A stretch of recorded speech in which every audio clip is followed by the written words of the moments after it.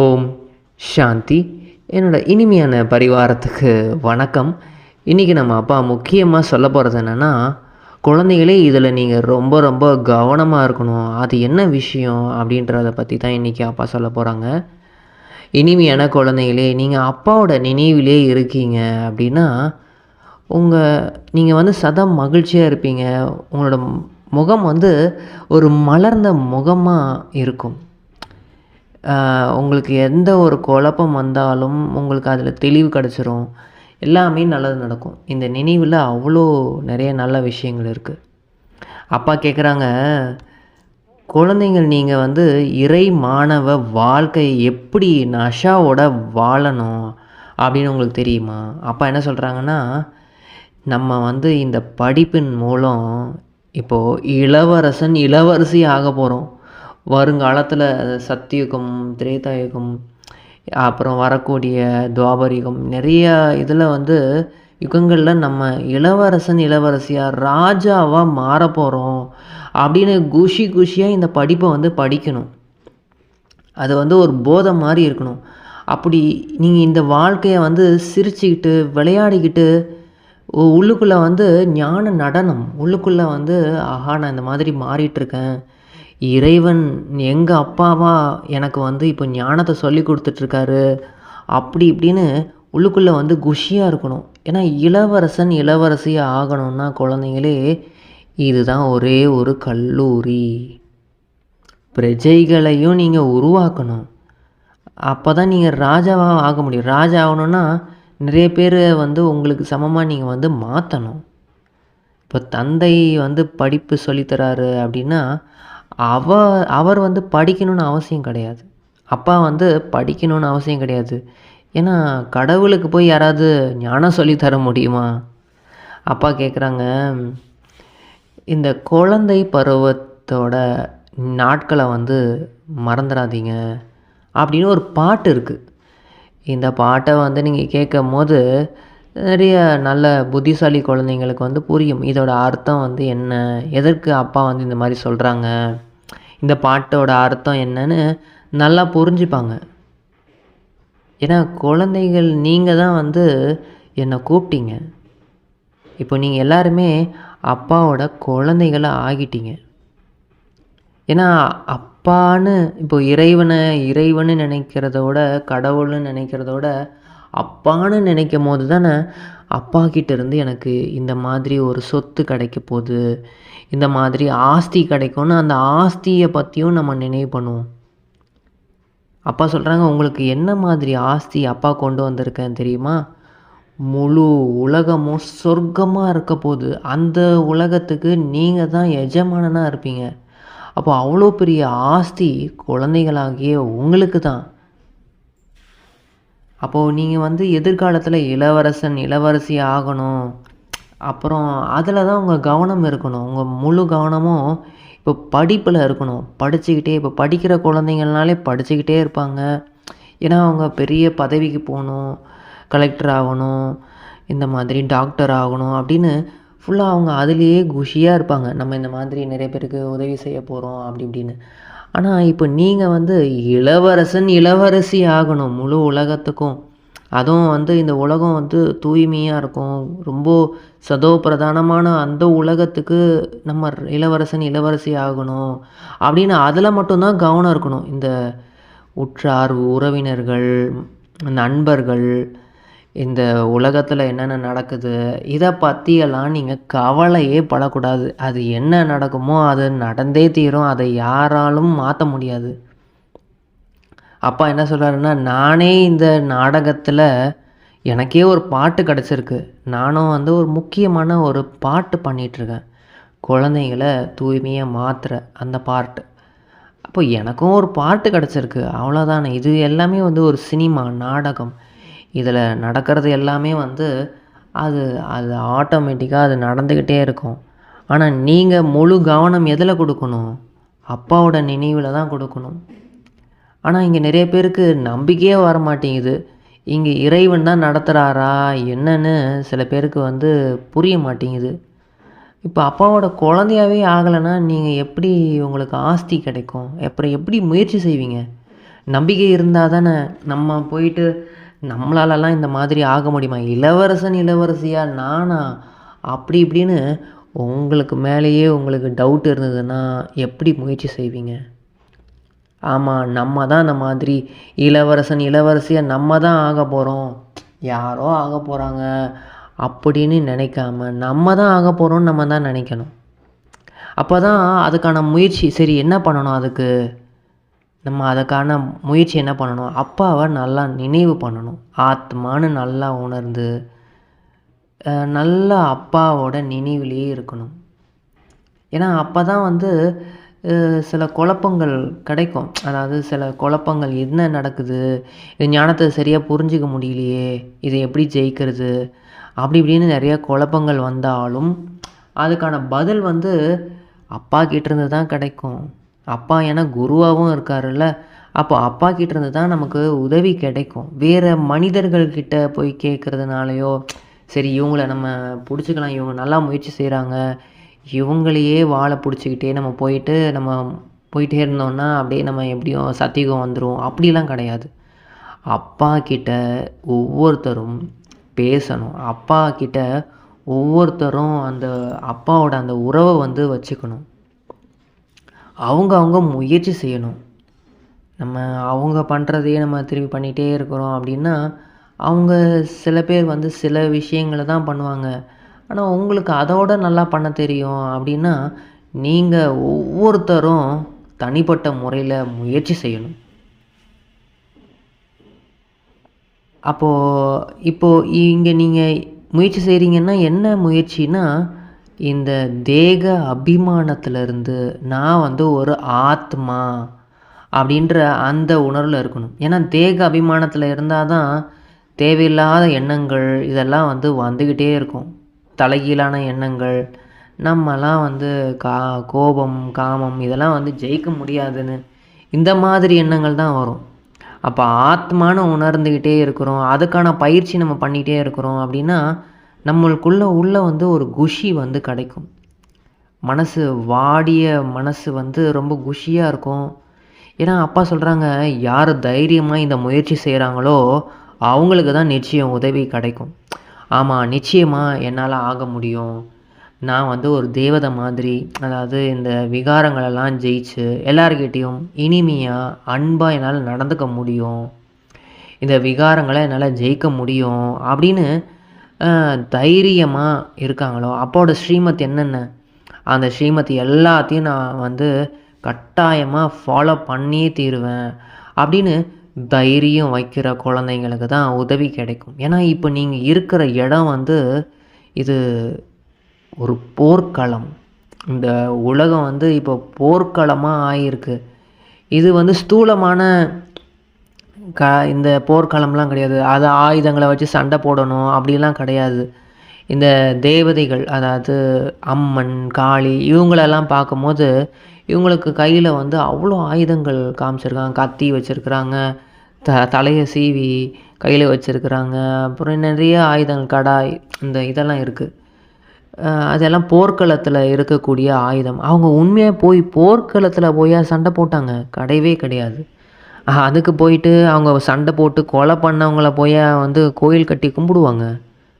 ஆனால் அது என்னன்னா ஞான ஆயுதம். உள்ளுக்குள்ளே ஒரு புயலே வருது நிறைய. அதாவது இப்போது கோபமே பட்டதே இல்லை, ஆனால் இந்த ஞானத்தை ஃபாலோ பண்ணுறோம், ஆத்மானு உணர்ந்து அப்பாவை நினைவு பண்ணுறோம் அப்படின்னா அந்த உள்ளுக்குள்ளே இருக்க வியாதி வந்து வெளியில் வரும். அந்த விகாரங்களோட வியாதி வந்து வெளியில் வரும். அப்பா சொல்கிறாங்க, குழந்தைங்களே இந்த வியாதியை வந்து வெளியே நீங்கள் போக விடணும். அப்போ வந்து நீங்கள் என்ன பண்ணணும் அப்படின்னா அப்பாவோட நினைவில் இருக்கணும். அப்போ தான் அந்த வியாதி வந்து போகும். அப்பா கிட்ட சொல்லணும், எனக்கு இந்த மாதிரி கோபம் நிறையா வருது அப்பா, எனக்கு என்னன்னே தெரில, இப்போ வந்து காம உணர்வும் நிறையா வருது, எனக்கு அப்படியே உள்ளுக்குள்ளே அது பண்ணக்கூடாதுன்னு தெரியுது, ஆனால் அந்த உணர்வு வருது, அந்த எண்ணங்கள் வருது, பேராசையும் அப்படி இருக்குது. இப்போது வந்து அது வெளியில் போகுது அந்த வியாதி. இப்போது மருந்து நல்லா குடிக்கிறீங்க அப்படின்னா அப்போது காய்ச்சல் வந்து அதிகமாகும், வாமிட் வரும், இதெல்லாம் வந்து நடக்கும். அப்போது இதுவும் ஒரு மருந்து. இந்த முரளியை படிக்கிறது, அதுக்கப்புறம் அப்பாவோட நினைவில் இருக்கும்போது, அது வந்து மருந்து. ஆத்மாவுக்கு வந்து மருந்து தான் இப்போது வந்து போடப்பட்டிருக்கு.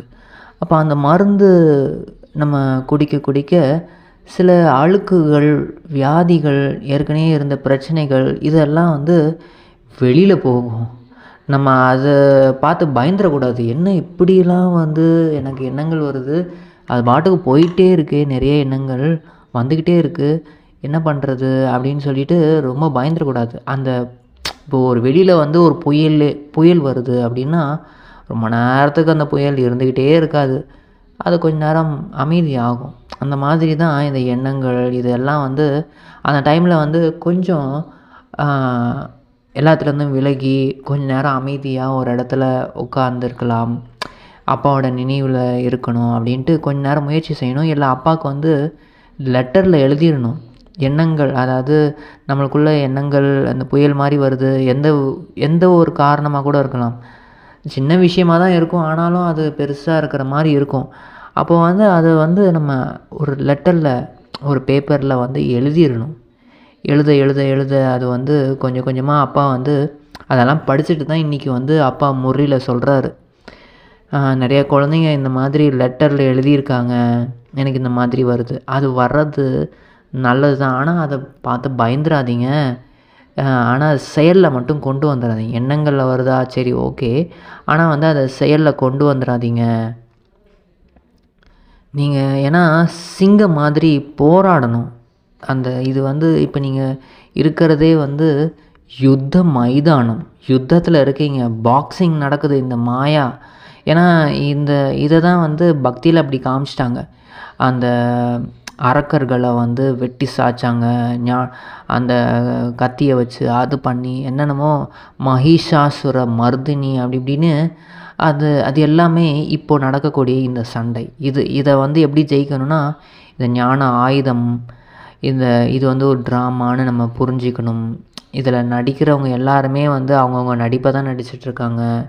ஸோ நம்ம வந்து இப்போது சத்தியுகத்துக்கு போகணும் அப்படி இப்படின்னு இந்த மாதிரி இந்த ஞானத்தை வச்சு நம்ம ஜெயிக்கணும். அதுக்கப்புறம் யோக பலம், அது வந்து ஒரு கத்தி வச்சுருப்பாங்க, யோக பலம். அதை தான் வந்து அப்பாவை நினைவு பண்ணணும், வேறு எதுவுமே பண்ணக்கூடாது. எண்ணங்கள் வந்து நல்ல எண்ணங்களை மாற்றணும்.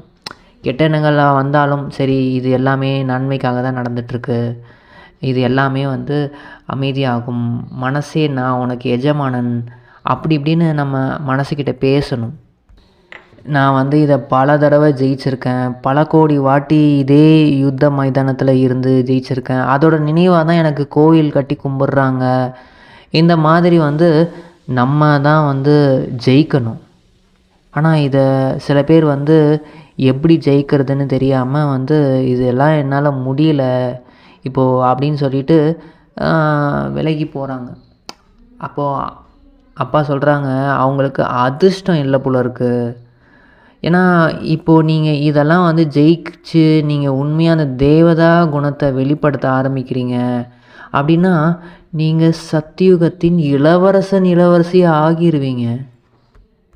முழு உலகத்துக்கும் எஜமானனாக இருப்பீங்க. அவ்வளோ ஒரு சுகமான ஒரு வாழ்க்கை வந்து வாழ போகிறீங்க. அப்போது இதெல்லாம் வந்து உங்களுக்கு ஒரு ஜென்மத்துக்கு இல்லை, 21 ஜென்மம் சொர்க்க வாழ்க்கை. அதுக்கப்புறமேட்டும் உங்களுக்கு ராஜ பதவிகள் கிடச்சிக்கிட்டே இருக்கும், நல்ல பதவிகள் கிடைக்கும். அப்போது இப்போ நீங்கள் இந்த மாதிரி யுத்தத்தில் நீங்கள் ஜெயிச்சிட்டிங்கன்னா தான் அது கிடைக்கும். இல்லை எங்களாலலாம் முடியாதுன்னு நம்பிக்கையே, உங்கள் மேலேயே உங்களுக்கு நம்பிக்கை இல்லைன்னா அப்புறம் யார் உங்கள் மேலே நம்பிக்கை வைப்பா? அதனால தான் அப்பா சொல்கிறாங்க, குழந்தைங்களே நீங்கள் வந்து யுத்த மைதானத்தில் இருக்கீங்க, இப்போ வந்து ரொம்ப கவனமாக இருக்கணும். இப்போ இங்கே வந்து நல்லா கேட்டுட்டு சில பேர் வந்து இங்கே நல்லா கேட்டு ஆத்மா அபிமானியாக இருந்து நல்லா முயற்சி செஞ்சுட்டு வெளியில் போனோடனே எல்லாத்தையும் மறந்துடுறாங்க.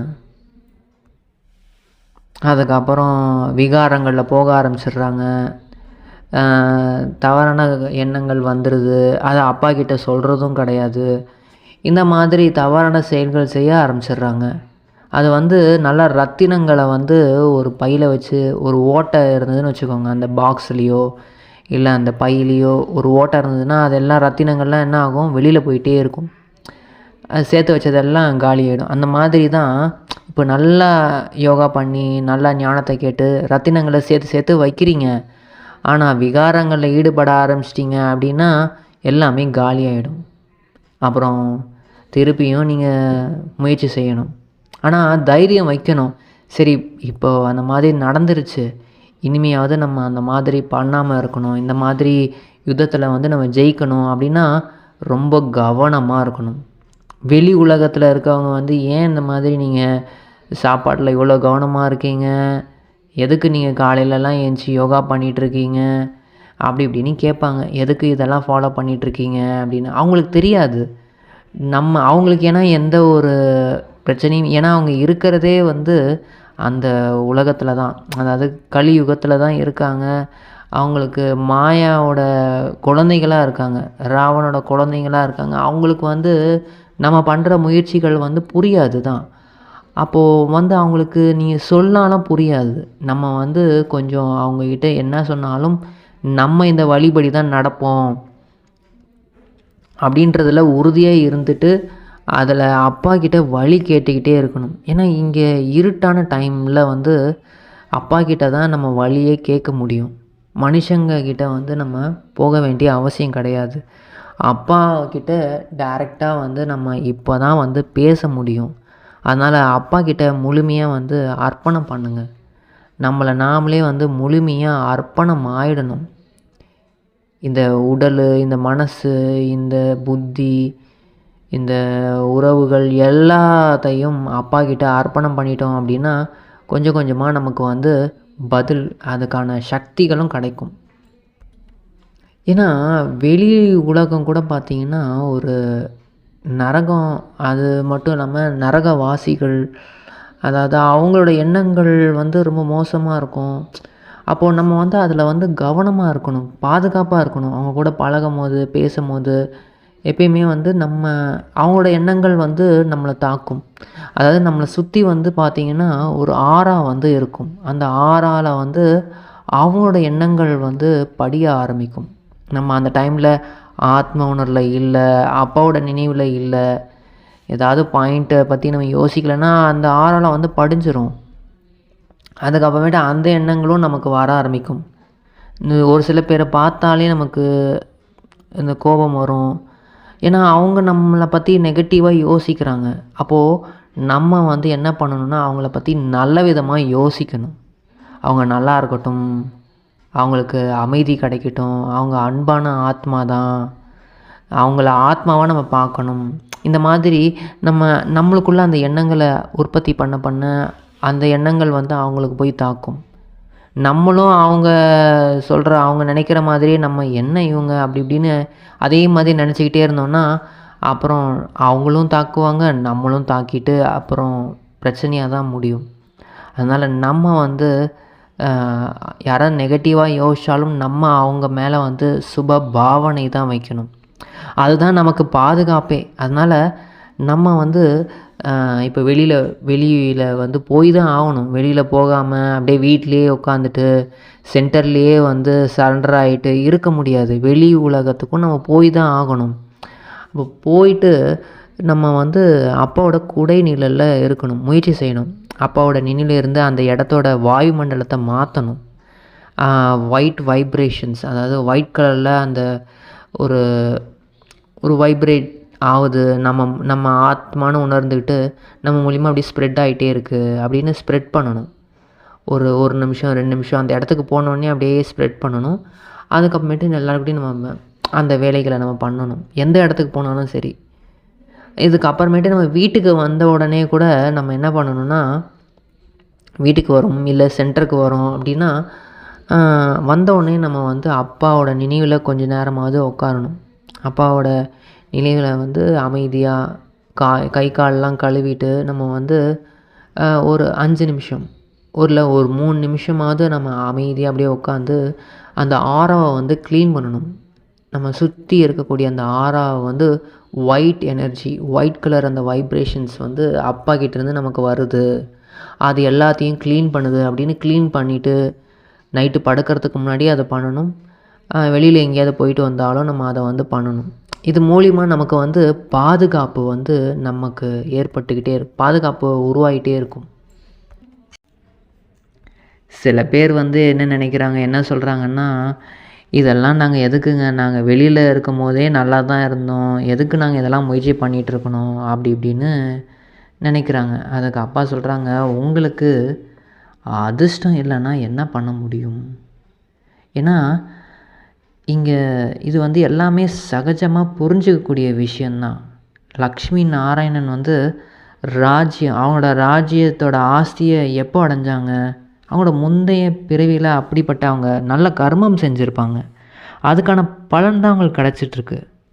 இப்போது இந்த ஸ்ரீ கிருஷ்ணராக இருக்கார், அவரும் வந்து நல்லபடியாக முயற்சி செஞ்சுருப்பார். அவருக்கு அவ்வளோ பெரிய அவர் தான் வந்து ஸ்ரீ நாராயணனாக ஆகிறாரு. சின்ன வயசில் இருக்கும்போது ஸ்ரீ கிருஷ்ணர்னு அவருக்கு பேர். ஆனால் ஸ்ரீ நாராயணன் அவர் ராஜாகும் போது ஸ்ரீ நாராயணனாக ஆகிறாரு. அவங்களுக்கெல்லாம் அப்போது முன் ஜென்மத்தில் அவங்க ஏதோ ஒரு நல்ல காரியம் செஞ்சுருக்கணும். இப்போது எல்லாருக்குமே கடைசி பிறவி தான். இந்த உலகத்தில் இருக்கவங்க நீங்கள் முயற்சி செய்கிறீங்க செய்யலை, எல்லாருக்குமே கடைசி பிறவி தான். இதுக்கு அப்புறமேட்டு இந்த முழு உலகமும் கண்டிப்பாக வந்து மாற்றம் அடைஞ்சு அது வந்து சத்தியுகமாக மாற தான் போகுது. ஆனால் முயற்சி இப்போ நீங்கள் செஞ்சீங்க அப்படின்னா இங்கேயே கூட நல்ல வாழ்க்கை வாழ முடியும். ஏன்னா இங்கே ஃபுல்லாகவே வந்து இப்போது எல்லாருக்கும் முடிஞ்சிட்ருக்கு. கடைசி டைம் வந்து நெருங்கிடுச்சு. அதாவது எல்லாரோட கர்ம கணக்குகளும் முடிஞ்சிட்ருக்கு. அப்போது நீங்கள் நல்லா முயற்சி செய்யலாமே. இதுக்கான கொஞ்சமாக முயற்சி செய்ய முடியும். ஏன்னா இது வெற்றி அடைஞ்சிருக்கீங்க. ஏற்கனவே நீங்கள் வந்து ஏற்கனவே வந்து உருவாக்கப்பட்ட ஒரு நாடகம் தான். இதில் நீங்கள் வெற்றி அடைஞ்சிருக்கீங்க. அதனால் இந்த மாதிரி எங்களாலலாம் எதுவும் முயற்சி முடியலை, இப்படியே தான் நாங்கள் விழுந்துகிட்டே தான் இருக்கிறோம், பல தடவை எங்களுக்கு இந்த மாதிரி விழுந்துகிட்டே இருக்கிறோம் அப்படின்னு நிறையா பேர் சொல்லிகிட்டே இருக்காங்க.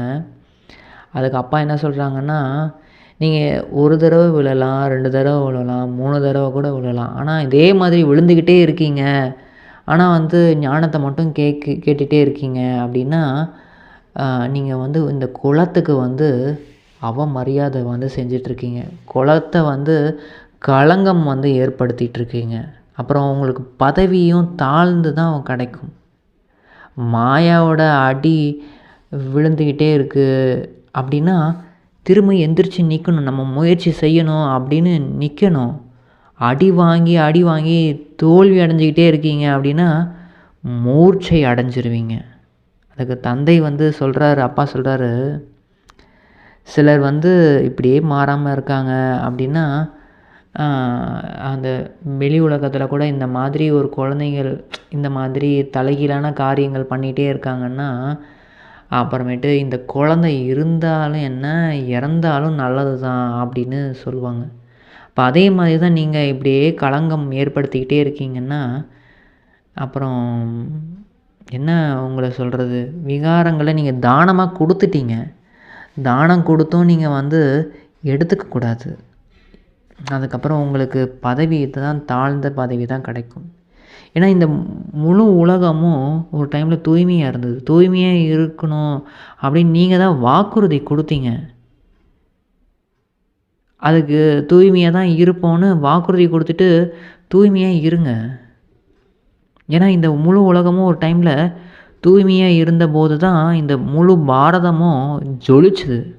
ஒரு வைரம் மாதிரி அது ஜொலிச்சுது. தூய்மையினால தான் அது ஜொலிச்சுது. செல்வங்கள் எல்லாமே நிரம்பி இருந்தது. ஆனால் இப்போ பாருங்கள், எல்லாமே இருட்டாயிடுச்சு. இவ்வளோ ஆழ்ந்த இருட்டாயிடுச்சு. எல்லாமே முடிஞ்சு போயிடுச்சு. ஏன்னா இதுக்கு காரணமே இந்த விகாரங்கள் தான். அப்போ வரதானம் என்ன சொல்கிறாருன்னா, பிரம்மா பாபாவுக்கு சமமாக ஜீவன் முக்தி ஸ்திதியை அனுபவம் செய்யக்கூடிய கர்ம பந்தனத்திலிருந்து விடுபட்டவர் ஆகுக. பிரம்ம பாபா வந்து எந்த ஒரு காரியம் செஞ்சால் கூட அந்த கர்மத்தோட பந்தனங்களில் மாட்டிக்க மாட்டார். சம்பந்தங்களில் வந்தால் கூட அந்த சம்பந்தங்களோட பந்தனத்தில் மாட்டிக்க மாட்டார். அவர் செல்வம் மற்றும் சாதனங்களோட பந்தனத்தில் இருந்தும் முக்தியாக இருந்தார். எல்லாத்தையும் யூஸ் பண்ணிட்டு இருந்தாலும் எல்லாத்துலேருந்தும் விடுபட்டு இருந்தார். பொறுப்புகளை கவனிச்சிட்டு இருந்தாலும் ஜீவன் முக்தி ஸ்திதியை அனுபவம் செஞ்சுக்கிட்டே இருந்தார். இப்படி தான் தந்தையை நீங்கள் பின்பற்றுங்கள். எந்த ஒரு கடந்த கால கணக்கு வழக்கு இருந்தாலும் என்ற பந்தனத்தில் மாட்டிக்கொள்ளக்கூடாது. அதோட பந்தனத்தில் மட்டும் மாட்டிக்கூடாது. இப்போ சம்ஸ்காரம் இருக்குது, என்னோடய சுபாவம் மற்றும் அழுத்தம் என்ற இந்த பந்தனத்தில் கூட மாட்டிக்கக்கூடாது. அப்போ தான் நம்ம கர்ம பந்தன் முக்த், ஜீவன் முக்த் என்று நம்மளை கூற முடியும். கர்ம பந்தன் முக்த் அப்படின்னு அப்போ தான் சொல்ல முடியும். அப்பா ஸ்லோகன் என்ன சொல்கிறாருன்னா, இப்போது தமோ குணமான வாயுமண்டலத்தில் தன்னை பாதுகாப்பாக வச்சுக்கணும் அப்படின்னா நீங்கள் சாட்சியாக இருந்து விளையாட்டை பார்க்கும் பயிற்சி செய்யணும். சாட்சியாக இருக்கணும். அதாவது எவ்வளோ தான் மோசமான வைப்ரேஷன், ரொம்ப மோசமான, ஏன்னா இது கலியுக இறுதின்றனால தமோ குணமான வைப்ரேஷன் இருக்கும். ஆனால் நம்மளை நம்ம பாதுகாப்பாக வச்சுக்கணுன்னா இதிலேருந்து எல்லாத்துலேருந்து விடுபட்டு இருக்கணும். சோல் கான்ஷியஸ் ஸ்டேஜில் இருக்கணும். அப்புறம் இது எல்லாத்தையும் ஒரு விளையாட்டாக பார்க்கணும், சுற்றி நடக்கிறது எல்லாத்தையும். ஓம் சாந்தி. அப்பாவுக்கு மிக மிக மிக நன்றி. எங்களுக்கு இந்த ஞான அமிர்தம் மூலமாக எங்களை சத்தியுகத்தின் இளவரசியாக மாற்றிட்டுருக்கீங்க அப்பா. ரொம்ப ரொம்ப ரொம்ப நன்றி. ஓம் சாந்தி.